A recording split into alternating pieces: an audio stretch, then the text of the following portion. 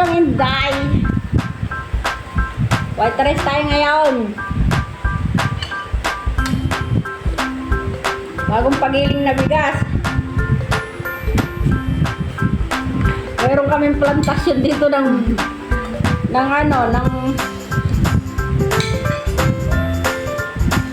lagyan ng isang katilbang ang asin ng isa dyan. Hindi nga maalat. Hindi maalat. Lagyan ko lang ng tubig.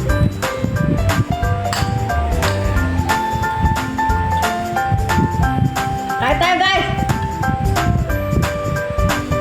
Hindi ka naman sa ito? Kain po tayo! Gano'n naman sa akin. Ano tayo ah?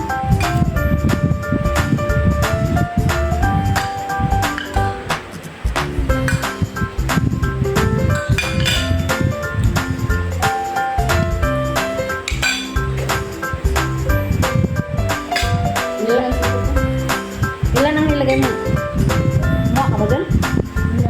Ang repolyo?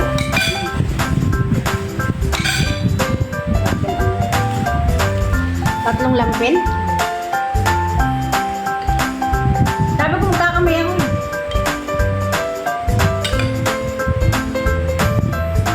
Ang tagal.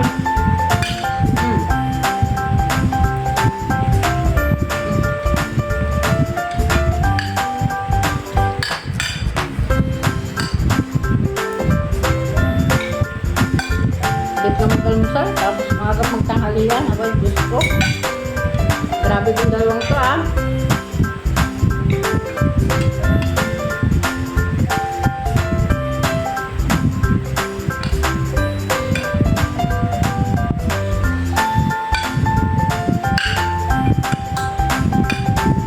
Hindi maso mo. Ilan bang kalamansin na yan? Apat. Apat yun.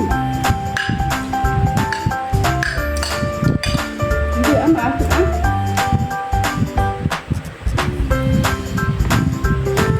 Baka ano na ako.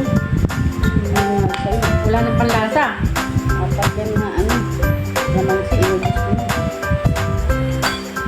Dahil sa problema sa buhay eh, nawala na ng panlasa. Meron bang ganon? Meron. Meron talaga. Nawawala ng panlasa, no? Ano naman pa?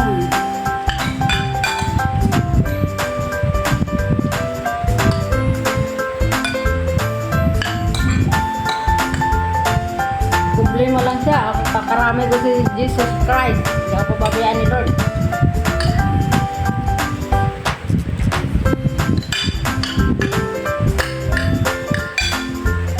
Pinipilit ko talaga. Pinipilit ko lang. Ako sa upo na. Gusto ko talaga. Pinipilit ko lang sa rin. Ano sa tayo nag-ulit? Bigla nag-game ang paningin, ang panahon. Uulan niya. Dandahan lang kasi. Pwede naman dandahan ang kain. Bakit kasi binibilisan ko? Wala mang mahabol. Ang bilis-bilis kong kumain. Wala namang mahabol eh. Hindi ko kasi ito naabot kagabi kasi hindi malamig. Kaya At sabi ng iba, huwag daw kakain ng mabilis. Pero bakit kaya gano'n? No? Hindi nawawala ng problema ng mga tao. ang balance na. Abnormal kagami na lang problema. Siguro.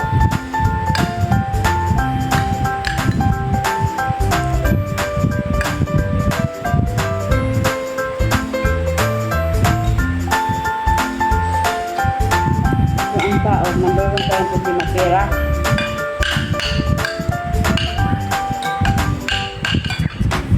Grabe ka naman nagpiprito isang peraso lang. Paano pag hindi ako dumating? Paano gagawin mo pagpiprito? Iniisa-isa mo pagluluto pagpiprito? Patayin ko muna bago ko siya ilagay lahat. Tapos takpan ko muna. Ang pantakit ay malaki pa doon sa kawali. Tapos pag umaramdam ko na hilak mo ulo ko, di patayin ko ulit.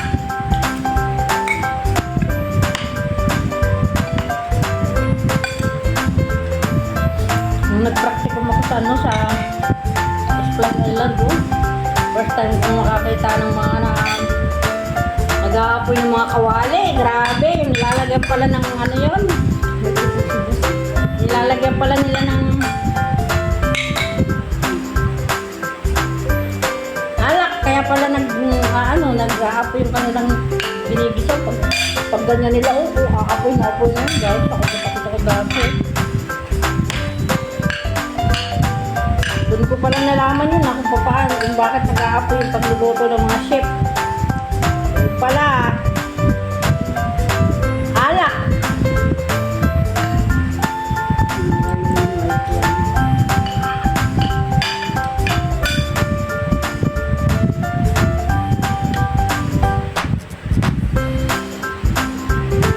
Ay tayo guys, puro daldal na lang kami. Sabay tulog no.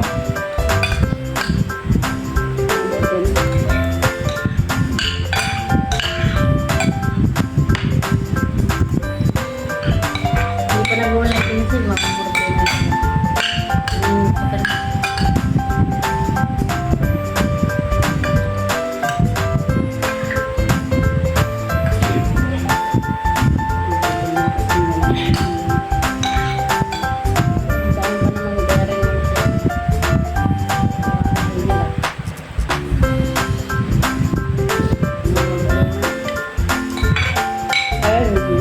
Bago.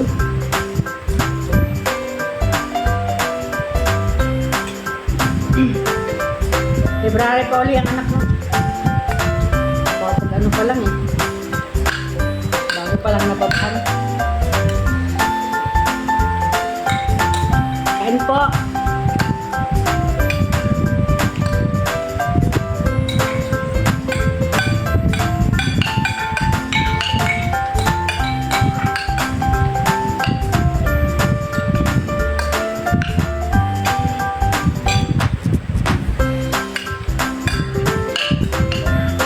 Sada gumala yung kapatid sa amin. Tagaytay. Ano yung birthday niya? Sinag-stress yung mga anak na.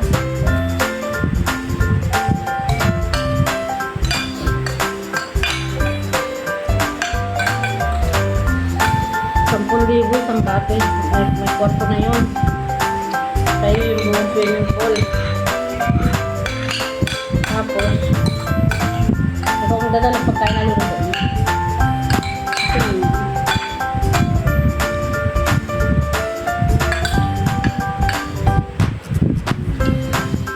Ano ba yan?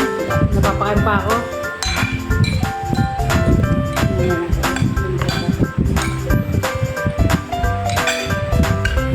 Yung bibig ko gustong gusto pa, pero yung tiyan ko busog na.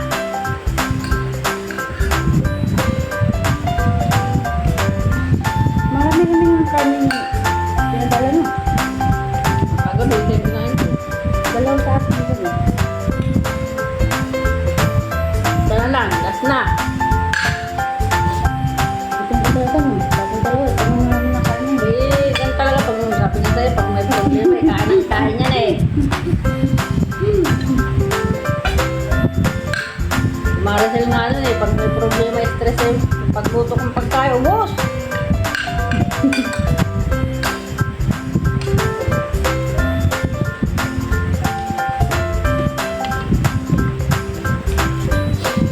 Namimiss ko din yun. Hindi mo na contact din sila? Hindi ko. Batang-bata na yung luto. Patay na yung kanyang mga nakawa. Iniwan talaga siya. Iwan namatay? Yung pagkaiwan sa kanya namatay? Hindi ah. Sinustintuan ng mga anak niya hanggang maging 18 years old. Ayun yung sabi mo may ibang babae na pwede sa bahay. Labas-pasok sa mga babae sa bahay nila.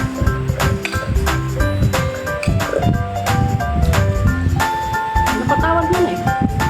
Magaling mo. Pag may upas dun sa ano, pinatawagan siya.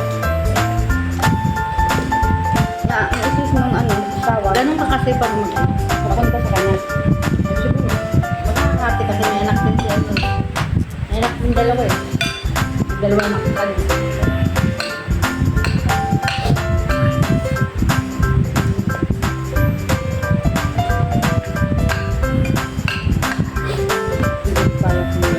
Hindi yun naman sila, harap-harapan. Yung dalawang asawa. Tapos kapag lampingan, Hindi na kasi hindi na niya, ano yun. Nawawala kasi yung pagmamahal, pero yung pagiging magkaibigan, okay na yan. Nawawala yung pagmamahal bilang mag-asawa kayo. Kasi tapos na yung kabanata. May karapatan na si Maricel maghanap ng kanyang ibang asawa.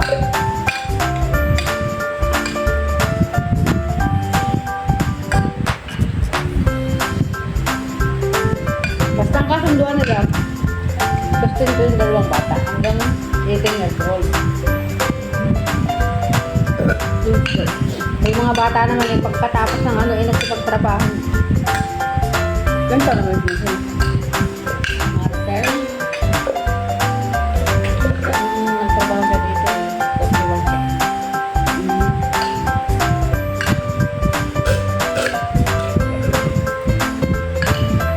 Ano trabaho niya? Hindi ko alam kasi, di ba nakikita ko magparte-parte nasa Pilipinas pa rin.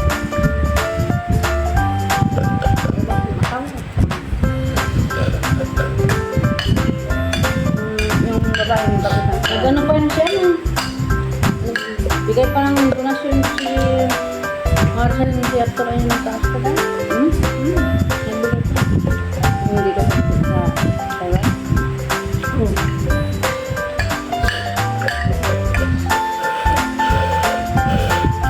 Yung unang madayagnos si Arthur ng cancer.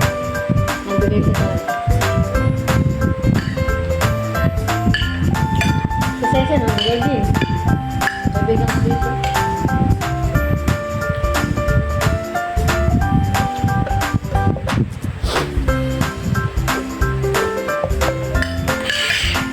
Thank you Lord, tapos na akong kumain. Grabe na to. Thank you talaga. Tapos lumagay. Thank you Lord. Pero ang dami pa namin ulam. Oh, ayun yung nilaga. Ang halati pa lang, tapos ang isda. Oh, ayan. Okay lang yan. May bukas. May mamaya pa. May mamaya pa pala.